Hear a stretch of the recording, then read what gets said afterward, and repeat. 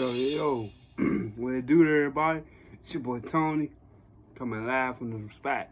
I know December 20th, man. I've been talking about it, been waiting on it to drop. The motherfucking Witcher, man. Bruh, I was so impressed. Oh, just so y'all know, it's a spoiler review for the first episode only.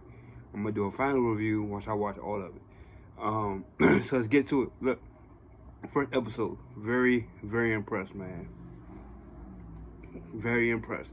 I love how they start the episode with fighting the damn, what's the name of that creature? Fighting a monster. Let's just go with it. Fighting a monster, right? In the swamp in full Witcher style, right? I like how they started off. Monster, it didn't look too bad, but it was, it could have been it could have looked a little better, especially given the budget. But it's good for what it is. It's just a little introductory creature, so it's fine. I just love the episode. I'm sorry, y'all. Like, I just got done watching the jump, so I'm a little hyped to geeked up. Like, the fight scenes, like, man, Henry Cavill did his thing, y'all. He did his fucking thing, bro. Like, the shit was fucking good, bro. Like, it was fucking dope. Now, his stances or whatever, like him just standing there, kind of, I could see he still got some of the Superman in him. Still, maybe it just is that just is his natural posture or whatever. But I can still see similarity between the Witcher character, Superman character, and not how like he was when he played the dude in what's that movie? Immortals. Like how he played him. I forgot his name. I can't remember his name right now, but he played the main character in that movie as well. But he was a lot more, a lot more flexible, like loose, I guess is what I'm trying to say. But back to The Witcher. Everything from the content of the episode, introducing Geralt, introducing the world of The Witcher was done very well. It's from the this episode in particular is from the first book. I cannot recall any of these names. I'm sorry. I only played the games. I don't know anything about the actual written books by the Polish guy, but I only played the games. But it's been so long since I played them, so my memory is a little faint. But and speaking of that, they just released The Witcher on Game Pass for Xbox. So if you have Xbox, you got Game Pass. You can play The Witcher 3 right now. DLC not included though. You gotta pay for the two DLCs. But anyways, back to The Witcher again. Like I said, everything about the episode was great. The introduction to the Nilfgaard War was done very well, except for you could tell that the battles were mostly green screen. There's lots of blood like that. Magic, magic. I thought magic was going to be one of the goofy things about the series, and based on the first episode, it might be because Geralt's little sign he does. It's called signing. It's not like it's magic, but sign. So he does his thing with his hands. He can command fire. He has the ability called Agni's fire. I forgot. I'm sorry. It's just I'm trying to remember all this stuff, but I can't. But he uses two. He uses three in this episode. I'm sorry. He uses two. The push and the mind thing to try to manipulate people into doing what he wants to do, but when he tried to use the mind trick on the little lady, or whatever, she's immune to it because magic doesn't work on sorcerers or sorceresses, so you cannot use it on other magical people. But I also did not peep the steel sword. So The Witcher, right? The character himself, Geralt of Rivia himself, he has two swords. One for monsters, one for humans. So I didn't see him with a steel sword. I didn't see him with a steel sword and a silver sword. Normally he has the two on his back. Only saw one sword, so I don't know. They need to do something like to differentiate which one's the steel one, which one's the silver one. I guess you can look at the handle of the sword, probably tell the difference. I'm not sure. But in terms of the episode, in terms of the series in general, you need to find a way to differentiate that. I like that they didn't try to get too complex and cute about the shit. You know, because for some people this is their first time even stepping into this world and might have not read any books or played any other game.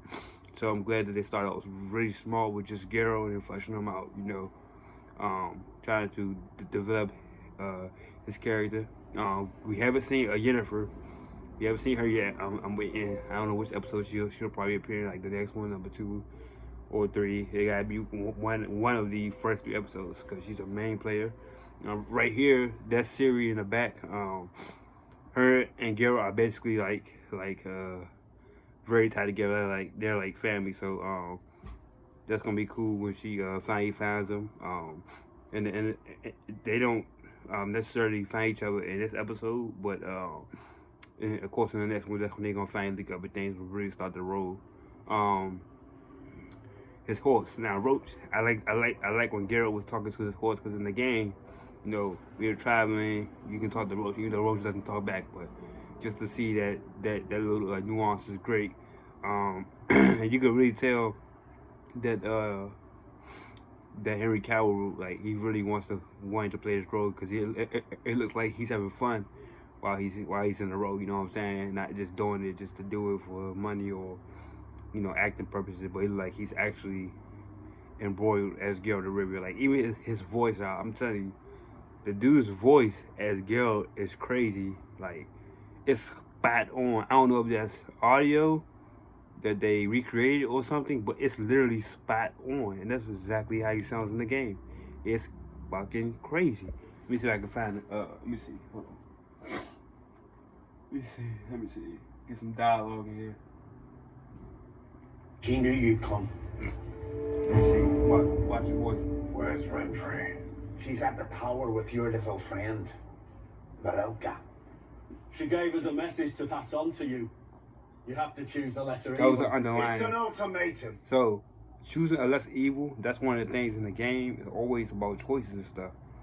So, it's like you have a choice, like, the choices, the decisions that you make are they're not tough, but they're like morally, like, the world of the Witcher is like black and white, good and evil. It's like no in between. So, that's why they hammered home that point in this episode. For some reason, they just kept hammering home.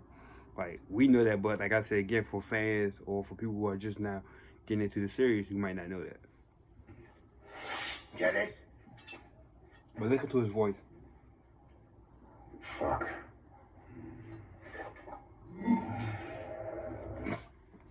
Right, so it's like, you know, like just hearing that and then going to the game, you're just like, wow, that's a great copy. With job well done, man. Job well done. And I like how they you know, alluded to because Witchers are by the book, Witchers are mutants. They're not, you know, aliens or monsters, shit like that. Even though people call them monsters, they're mutated men. So, I'm sorry, mutated boys, because they're mutated at a young age. When they're cast away by their family or whatever, the witches will come and take them to the castle to train them, give them the little potions and stuff, and if they survive, they become full-fledged witches. And they keep the wolf medallion on their neck. I have a wolf medallion from the Witcher games, because I have the special edition or whatever. I don't know where it's at, it's somewhere in here, but yeah. So, wrap this up, because I want to actually play some Witcher and get back to watching the show now, because I'm just so hype about it. So, first episode, I give it 8 out of 10, if I had to score it. So, just so y'all know, it's only available on Netflix, 8 episodes. They already got the green light for season 2. They're actually doing season 2 right now, I think. So, you know, yeah, that's about it. So I gotta say, definitely check out The Witcher, man. Let me know what y'all think in the comments. You know what I'm saying? Let me know what y'all think. Like, subscribe. You know, follow me at TonyCMG on Instagram. You know, hit me up. Let you know. Let us know. You know what y'all think of the videos, the content. Couple things before I write this up. I'm going to be doing a top 10 video game list on my gaming page, which is at Mad Titan Gaming. Excuse me. I'm doing top 10 video games of the decade, top 10 flop video games of the decade. I might do a top 10 PS4 Xbox game, separate categories like top 10 PS4 games of the decade, top 10 Xbox games of the decade. Then I'm gonna do probably a top 5 or top 10 movies of the decade, top 10, top 5 biggest movie flops of the decade, and those two will be movies in general, with the exception of Marvel movies. So, cause we do Marvel shit all the time, we do comic shit all the time. So this is just plain movies. Cause I just don't watch Marvel movies. I watch a bunch of fucking movies. So yeah, and that's it. So thanks for watching this video. I'm sorry it's so long. It meant to be like 6 or 7 minutes, but again, super excited about The Witcher, man. Just wanted to share my enthusiasm. So got my snacks, got my Chipotle. About to binge watch the jump tonight. Then I might go see Star Wars tomorrow. I might do a review for that. I don't know yet, cause it's getting killed. So I'm trying to shit. I might just save my motherfucking $8. Fuck that. I don't like Star Wars all like that anyways. My name is Bluntz, Meditating Gaming. I'm out.